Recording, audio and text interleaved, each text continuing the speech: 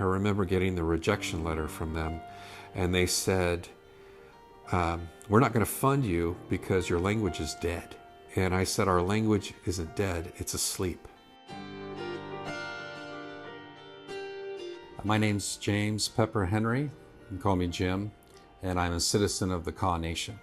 I've spent quite a bit of time in Kansas the last several years, and I would say the majority of the people that I've met in Kansas have no idea that their state is named after an indigenous tribe. Most people don't know this, but Kaw is short for Kaáⁿze or Kaáⁿze. We say Kaáⁿze is our traditional name. And the Kaw people are one of the original peoples of Kansas, and for several hundred years we were the dominant indigenous community. At one point in time, the Kaw Nation had over 22 million acres of recognized lands in Kansas. By 1900, we had a 10-acre cemetery in Newkirk, Oklahoma. That's how much was taken from us. For visitors to the museum, I want them to know that we're still here. The Kaw people are still here. We were removed from Kansas in 1873 to Indian Territory, which is now Oklahoma, but the Kaw people still exist. As of 2025, we have about 4,000 tribal members. Back in the mid-1990s, I was a historic preservation officer for the Kaw Nation.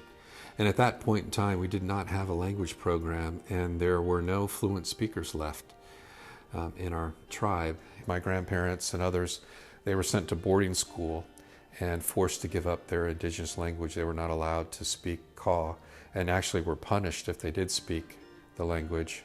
My great-grandfather was in his 90s when he passed away. I remember visiting him. He lived just north of Tulsa. Sometimes I would catch him alone on the porch, and he would be sitting there, and he would be speaking this foreign language. I wasn't familiar with the Kaw language at the time, but he would be speaking Kaw to himself. And I asked my grandfather, I said, what's great-grandpa doing? He says, well, he doesn't have anybody else to speak to. There aren't any fluent speakers left. So, and what my grandfather told me was very profound. He said he's speaking to God. He's talking to God in the Kaw language because God's the only one that can understand him.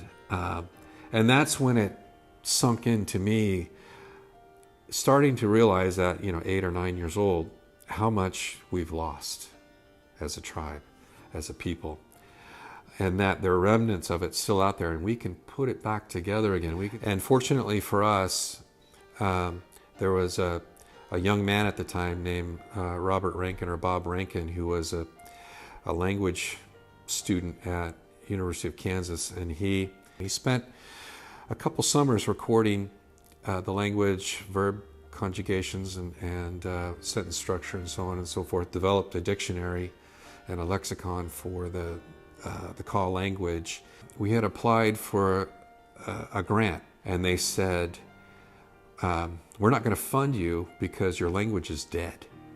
And that made me so angry, and I said, our language isn't dead, it's asleep.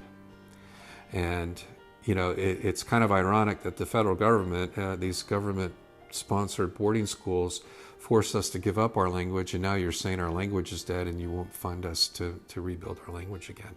But we were able to rebuild our language and establish a language program, and hired some folks that had studied the language already, and then to teach our own people outside of the tribe, and then teaching our own tribal members the language, and to teach the language. And now, nearly 30 years later, our language program is going strong. As a Kaw Nation citizen, I have mixed feelings about the place we call Kansas, because it was our homeland for centuries, and we did not leave Kansas by choice. When I go to Kansas, I'm excited in one way to return to our homelands, because I feel that connection there, but it also saddens me to think that in these lands are the remains of my ancestors, and this is their home, and it's a reminder of the things that we've lost, the things that were taken away from us. But it's my hope in my lifetime that the Kaw Nation can reestablish itself in our homeland, that someday we'll have a tribal office in Kansas, maybe even have a new community, recolonize Kansas for ourselves as Kaw people, and have a community once again in Kansas. It'll be interesting to see if we do come back to Kansas, if we're going to be welcomed or not.